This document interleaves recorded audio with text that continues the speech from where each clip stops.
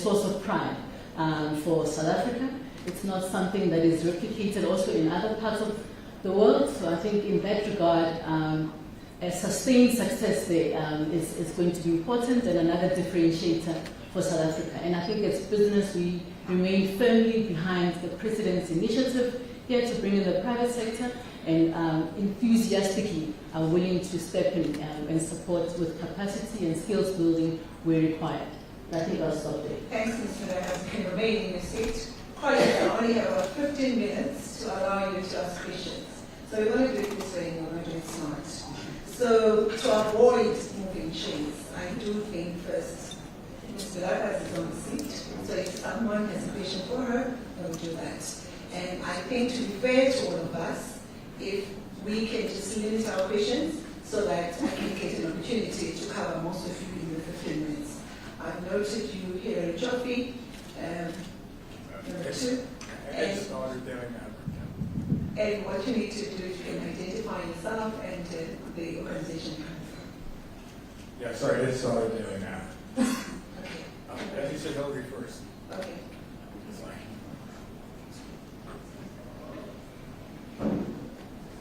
Thanks, Hillary Jaffe from Business Day. And this is not a question for Mary, even though good morning. Nice to see you again. Minister Tau, this is more of a question perhaps for the Finance Minister, but I'm sure you can answer. I wanted to know how many ministers are going to Davos and which ones they are. In the past, I know we've said often 5 or 6. I wanted to know if you have an estimate on what the cost of sending the government delegation is to Davos. I know prices are pretty steep even if you don't pay the delegate costs. And where do you think, how much of a return South Africa can expect to get on whatever it is that government and the private sector, if you like, invest in going to Davos? Because, and I ask this in part because in the last few months we have had many investor roadshows. We've had on the sidelines of the UNGA in New York, you've had SA Tomorrow in New York and London, we've had investor outings in Washington DC and several others. And how much more is Davos going to give us as a country by way of actually a return on the time and money that I think goes into these expeditions? Thank you so much, Hillary. Quite a good question, but I think I need to just protect Mr. Tau. We won't be able to answer the question now. You can send us a written question on that. You would know that there are always so many changes. So it would be unfair to ask him that question. And there are different departments, and at this point in time, he wouldn't have the figures as to how many people are going, but we'll gladly answer the question for you. Thanks. Thank you. Just to double check, I want to make sure everybody sitting here is going to Davos. I take it as part of Team SA. Just want to double check that. Thanks. Great. I just also want to ask, so I believe it was Adrian Gore, you said something that South Africa has a better story to tell. I was just wondering if you can elaborate a bit on that, because the economy right now doesn't seem to be growing, actually. The third quarter contracted, and all the data from the fourth quarter that I've seen so far suggests that the economy may have fallen into a recession, in fact, in the last half of the year. So with the economy perhaps actually not growing, I'm just wondering, why do we have a better story to tell? Thanks. Thank you. Can I have number 3? Is there anyone who wants to ask a question before I offer the panel an opportunity to respond? I'm taking this approach, colleagues, because of the arrangement we have to avoid moving chains. Are we ready for number 3?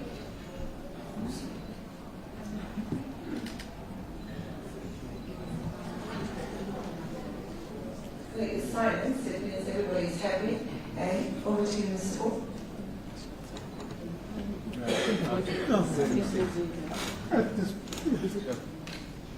No. Oh, this is CNBC. It's actually a very good question, and a very important question. Fundamentally, the previous Davos, in fact, I was in a meeting with large investors, And the concept about electricity and power was not just about the issue of energy, it was about a sense of decline and, can the country really pull out of a lot of potential difficulties all over. I think what we've gone through over the last year has shown that we can turn things around. Energy is one of them, but the others hopefully to come from transport, logistics, etc. And the work being done by government and with business as well in the partnership has worked remarkably well. I think that the ability to illustrate execution and delivery and a change of kind of optimism and narrative and what goes with that is fundamental. There's really a real difference in sentiment. There's kind of a lag process of how that affects the economy. We have to be patient about that. And there's no hubris, I think, certainly businesses part that this is easy to do. But I think there is confidence that getting those things right will lead to growth. So I think we have to concede there are bumps in the road, and there will be more. But there's an unequivocal change in the direction of the country and the sense of what we can achieve. And I think the precedent and cooperation and collaboration that we've managed to achieve on the energy side and on the other stuff we're working on goes well. So concede that the immediate effect is hard to see, but it will come through. I think there's confidence in that. We've set the goal of 3% growth. That's going to be incredibly tough. We know that.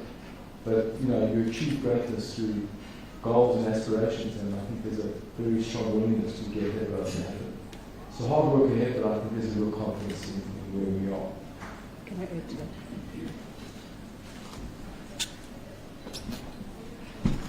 If I may just add to the remarks by Adrian, which I agree with.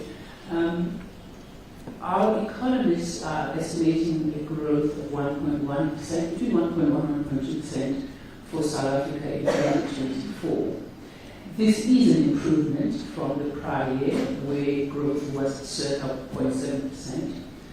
However, investors are not going to be looking at a case for investment in 24, they're going to be looking at 25 and beyond. And there, the story is a lot more positive. Even the IMF, that remains hugely skeptical of our ability to actually get this done, is now looking at something of the order of 1.5, 1.7% South African growth in 2025. So I would posit that, in fact, it may not be everyone's lived experience to see things starting to shift, and very often as human beings, we look at a rearview mirror to say, oh yeah, things have shifted, but I agree with Adrian 100%. We are at an inflection point. It is visible in the numbers, in the hard numbers that we are starting to see coming through the economy. Secondly, at this time last year, we were still facing an election cycle that looked dire, and the outcomes were very, very uncertain. And I think because South Africa has a pessimistic bent in its DNA, we all feared the worst. We are now at a point where we say, look, we've got reasonable stability, we've got good momentum on execution of various government programs, and we're facing forward, not continuously looking backwards. So the political stability that has come with the GNU is a very important consideration, and it marks a change from the past. The strategic partnership between government and business was not proven at that point. We had, of course, collaborated with government on the COVID response, so it wasn't a first gig, but the COVID response was a crisis of such a nature that would not present again, we hope would not present again, so it wasn't clear that we could get it done on other normal vanilla things like energy, which had been a problem in South Africa for 10 years. The fact that we've been able to push so hard on the electricity front is, in fact, I think it underpins even the business sentiment. Confidence levels is up, the confidence levels amongst consumers is up. And so there are many data points which, when you start to connect the dots, do point to a positive story. You are actually talking to people who sit in boardrooms and are very skeptical of our government, maybe not as much as the members of the fourth estate in the room, but we really kick the tires on all of these things before we come out and say, actually, yep, there's something to tell here, and we are optimistic. I think that we can't take that away, and that's the story going forward. Thanks, Ms. Basic. Can I give an opportunity to other panelists?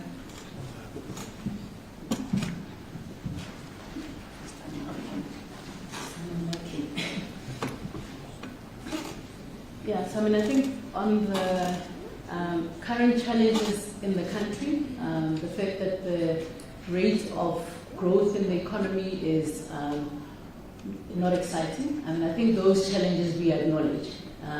But I guess sitting and only just mulling over what the challenges are in the current situation is not necessarily what's going to get us to move forward. For me, what's been encouraging, I think, is really government coming to the, I think as part of their own articulation, prioritizing economic growth. Because ultimately that is actually what's going to result in addressing the structural issues in the country, seeing the prosperity in the nation.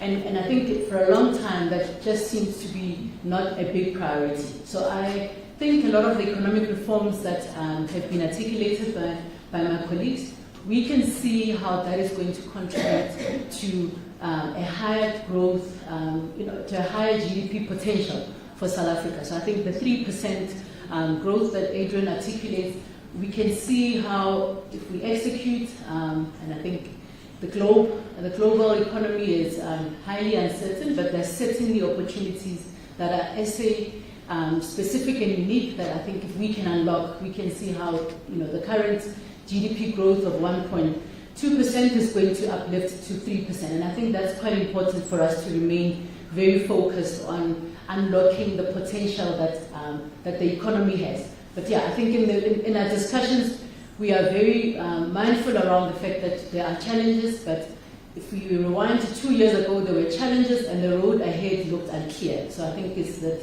part that, the path forward, we can see that there's aligned thinking and I think an aligned action plan, which is what gives us the optimism.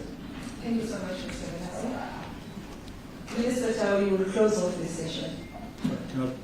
Okay. Yeah, I endorse everything that's been said before me, and clearly the other panelists focus a lot on that pathway towards growth. I just also remind us all that cautious optimism also emerges from better conviction around public-private partnerships in infrastructure, which will also create jobs. I'd remind us of the inflation environment, which is very much under control, and the prospect for interest rates to moderate even a little bit further should add to consumer confidence and align it better with corporate confidence over the next while. So that's why we're feeling more cautiously optimistic around the environment today than a while ago. It's a look forward as opposed to a look back. Thank you so much, Mr. King. Over to you, Mr. John. You're not back in the seat one. Thank you. Just to say that optimism from business is an indicator of what could potentially happen in the economy, because ultimately it is in these boardrooms that the decisions would be made about investments. But it is also in the interface between South African business and their global counterparts around areas of potential investments that conversations would be had around. Can we invest in South Africa? Is there hope? Are you certain about the governance environment? And so on. So I don't think that we should take for granted the fact that South African business leadership is saying we are seeing the tides turning and we are seeing that there is hope for this country and therefore a commitment to grow the economy of this country. If you look at the individual diaries of the individuals that would be there, it is actually quite expensive, the number of people and influential business and government leaders that would be engaging, both in terms of our collective engagements with people at Davos, the different platforms that we would be engaging on, but also in terms of the one-on-one sessions that have been scheduled for individual ministers, CEOs, chairpersons, leaders of parastatals, SOEs, and so on. If you were to quantify the value of that engagement, I think it's quite expensive, because the people that you'd be engaging with, that would be looking at you as a potential investment destination, but also people that are already in the country who are looking at either divesting or increasing their investments in the country. Those would be one-on-one sessions that are quite invaluable, that you spend a lot of time and energy seeking to engage with, but you're an environment in which you can engage with them individually. So I think that there is great prospect for us to ensure that we present the South African story for what it is. Not what we hope it is, but what it is. And it doesn't suggest that there aren't difficulties in the country. We say we're confronting the difficulties, we're working on resolving the issues, growing the economy, and addressing our challenges. Thank you. Thank you so much, Mr. Taro. Colleagues, as I indicated, we've now come to the end of the media briefing. Thank you for all of you for attending, and we look forward to a fruitful 2025 annual meeting of the World Economic Forum. Have a pleasant day. The meeting is adjourned. Thanks.